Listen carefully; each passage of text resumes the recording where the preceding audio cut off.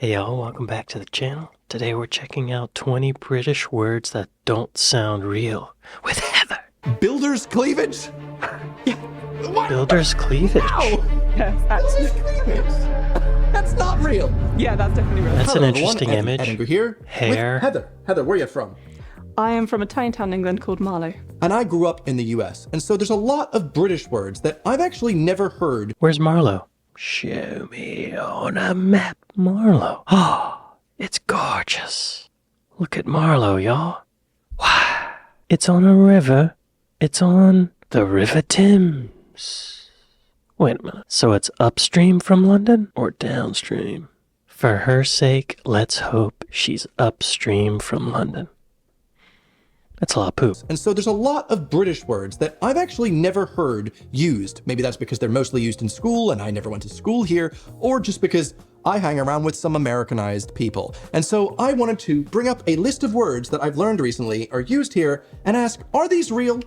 Because some of them 20 I'm like, seems there's no like a way lot. this is actually used. So let's jump into the first one. I think this Okay, I feel like I've heard them all at this point, right? I've not heard of builder's cleavage. I want to look that up real quick. Builder's cleavage, the top of the buttocks showing when a pair of trousers are worn too low or when the wearer is bending over.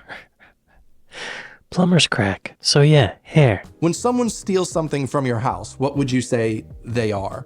What have they done to you? They've burgled you? A They've burglar. burgled you. But in the US, we actually say we burglarize. This is actually the Right. opposite of what I was going to say with this video, but yeah, true. burglarize, you know, because he's a Burgled. he's a burglar, so he burglarizes. Sounds like a He's nice thing. burgled you. That sounds fake. It sounds nice. Honestly, now I'm saying it, it does sound fake. Burgled Or it sounds like or such a cute relations. Like, I feel like that's something Bilbo Baggins would say when the Sackville Bagginses came and took his stuff. They've burgled me. That's probably why it just sounds British. That's why. He's burgled It real. does sound British. It's definitely real. Okay. It's a thing. Anyway, moving on from burgle. In the US, if you have potatoes, for some reason they're usually kept in a burlap sack. In the UK, you call them Hessian sacks. Yeah? Are you sure? No? Did, did they fight in the Revolutionary War on the side of the Brits because they were German hired mercenaries, known as the Hessians? Is that Sorry, I don't know real? if you knew that. No, I we're didn't. definitely taught this in American history. I was correct in my assumption. It's called a I Hessian wasn't taught that. sack because of its use as part of the fabric in the uniform of soldiers from Hesse. Those are from crappy Germany. uniforms. So actually, there we go. I put one and one together by accident. Either way, Get your uniform Hessian- materials together, There's your fun fact Hessians. today. I don't know crap. how often you're using that word. Burlap. Hessian. So this one blows my mind. Come on. If you are playing baseball or any sort of sport where you need to go and make sure you have friction on the field, those are cleats because, you know, they have cleats in them. Cleats. They don't use that word in the UK. They just call them Football all boots. Yeah, we've got stud boots. With But studs I've in heard place. you just call them football boots. Yeah, they're football boots. In American English, boots are pretty much just boots, like big leather boots or, you know, like Doc Marten style boots. Yeah. So calling shoes that have cleats in them boots, I'm imagining like a full-on ankle bit, like, you know what I'm saying? Yeah, I suppose the other way you'd use the term is for a large boot, like walking boot or something like that. But Yeah. What about a it trunk just of a makes sense car? for football boots. Don't they call it trunk of I a know car? exactly what I mean when I say it. It doesn't mean like a big boot. It's a football boot. Do you use the word bleachers over here? I don't. Where do think you so. sit to watch the game in school? Well, we don't have. We don't have games. Bleachers. I know. Where would you sit though? How do you watch the You sports? stand on the sideline. No. That's It's not a good quite Taylor rare. Swift lyric. She wears high heels. The stands, I wear they probably sneakers. call it, right? She's cheer Hey, captain, and I'm standing on the sidelines. what do British people call bleachers? Open air stands. Why are bleachers called bleachers? Bleachers versus stands. Well, I found the bottom of that hole pretty quick. Sometimes I hate the internet. A lot of times, but not all the time. I'm standing on the sidelines. But I find it hard to believe British people actually say, they don't say checkers, they say drafts. Yeah. Like as in taking, also that's the same as when you're taking a draft of beer. Yeah, I suppose. Unless it's pronounced draft. Is it? No, it's a draft. I learned about this from RuneScape because I was like, oh, I want to play checkers, but then they called it Drafts. drafts. Drafts. But when you pull a pint, isn't that called a draft as well? Draft Yeah. beer. Draft beer. Why is it yeah. called like checkers drafts? Why is checkers called checkers? I don't know. The term checkers derives from the checkered board which the game is played on, whereas drafts derives from the verb to draw or to move. That answers that question. Same with, you guys don't say tic-tac-toe. You say noughts and crosses. Yeah, noughts and crosses. That one's... Knots and crosses. You don't... Tic-tac-toe. But there are noughts Tic-tac-toe. and crosses in it. It literally because is noughts and crosses. There are Never X's used and O's in in American it. English, not ever. We call them X's and O's. Right. And if you say, do you want to play X's and O's? We're going to fuck. Because we're kissing and hugging. Also, I'd say this is a cross. Because if you know, Right. Jesus. Jesus. But this is more of an X. An X. Cross X. When someone loves you very, very much, they might put their mouth on your neck and give you a hickey in American English. But in the UK, you call them love bites. Yeah. I don't like it. I don't like it. I don't like the sound of this. That's something that I've never It sounds heard of nicer. Before researching this video. A love bite. Yeah, I mean, love bite. I mean, Americanization of English, we would also call them hickeys. I think that's probably now the more common term. Congratulations, you've won. This group of words is the Sucking one on that each other's set me necks. off. I don't think I've ever had a hickey, and I don't think I've ever given a hickey. I don't think I've ever been in a situation where someone was sucking on my neck in one spot for long enough to make a hickey. It's almost like you have to try to make one. You can't just kiss someone on the neck one time and they have a hickey. You gotta be like latched on there like a leech or something for a while. Pull the blood up to the surface of the skin. What the is that? Hickeys are for whores. But hey, I don't want to kink shame. If you like sucking on a neck, you like getting your neck sucked, good for you. Right on. I take back everything I just said. When you play hooky in the UK, it's called wagging off or skiving. Yeah, skiving, absolutely. Oh. I'm not familiar with wagging off, but yeah, skiving. Okay, because Bliss was familiar with wagging off. Maybe it's a Wagging be a off Northern sounds Southern, yeah. different, It you know. sounds too similar to wanking off. I Can you wasn't come going to into say school it, today? but No, Evan I'm did. having a little wank and I'm wagging off. No, I'm not coming to school, I'm Someone else would say it masturbating. about you. Yeah. He's wagging off. If that was an excuse, I would have never gone to high school or middle school. Someone else would say it about you. He's wagging off, you know. So yeah, I suppose that would make sense, having a bit of a similarity. Working from home. What's the difference? So you would say he's skiving. Absolutely, skiving. He's skiving. That sounds so gross. Would you really say It sounds hooky? like you're getting your feet That's the scraped only or thing we would something. say. He's playing hooky. So it's always playing. Yeah, You don't play hooky. You don't just hooky. You play hooky. He's hookieing. No, Or skipping school. Skipping school, right? Skipping school. he's making No, you only play hooky. He's playing some hooky. It sounds so weird. But that's the thing. I mean, I does know sound I've heard weird. of it, Yeah. but it sounds weird and like to me. Compared to skiving. Skiving, yeah, skiving is just he's skiving. He's skiving school. He's skiving. Gross. There's another one. Oh yes, the other one was bunking off. He's Yes, Yo, so you're aware of bunk bunking off? More Yeah, I mean, you bunk off masturbatory school. You don't want to go in the illusions. day. You just bunk off school. You have so many words for avoiding school, whereas we just have one. I wonder what that says about our education system. Would you guys like to see me take another test, by the way? Because I've got some test videos coming up in July, possibly. So tell me if you're interested. But yeah, so did you ever bunk off? I think there was one day I bunked off. Gonna call your firm. Sorry, she's actually not a good lawyer. So when someone rats on you in school in the US, they're a narc, which actually comes Right. from drug enforcement agencies. But or rat in the UK, you say grass. Yeah, I can't believe that's a real Weird. thing. you grass someone up. Just this is the one that I truly just didn't comprehend as a real thing. Grass? To grass someone up, to inform others that someone has done something wrong. The word could have stemmed from the phrase snake in the grass, a phrase used for treachery which derives from the writings of a Roman poet, Virgil. It does sound like one of those Cockney rhyming scheme things. It doesn't rhyme, maybe, but it has that, like, next door meaning. He grassed on me. You grasser. Just grass. You're a piece of grass. You're a wouldn't- blade of well, grass. You would call It's someone a a grass, verb. but it's more likely that you'd say, "Oh, someone grassed him out." So as a verb. Yeah, But why do you think it's come from grass? He's grass. Snake in the grass, like man. he's grass. Where do you think that could Do a come Google from? I have search. never questioned this before. It's You've just just been like grass. He's grassing. he's grassed him out. Grassed him out. He's grassed out his friend. Okay. Like, That's not real. Like, that's one where I was like, I think some of these articles that write these words are making them up so that British people can have a laugh when Americans go, oh, he's Yeah, I've grassing never heard him these out. And they're like, before. that's fake. Like Australians do with the drop bears. I've definitely heard that being not the drop bears. Do you really in school call them Plimsolls? I wouldn't say we call sneakers Plimsolls because to me they're two entirely different things.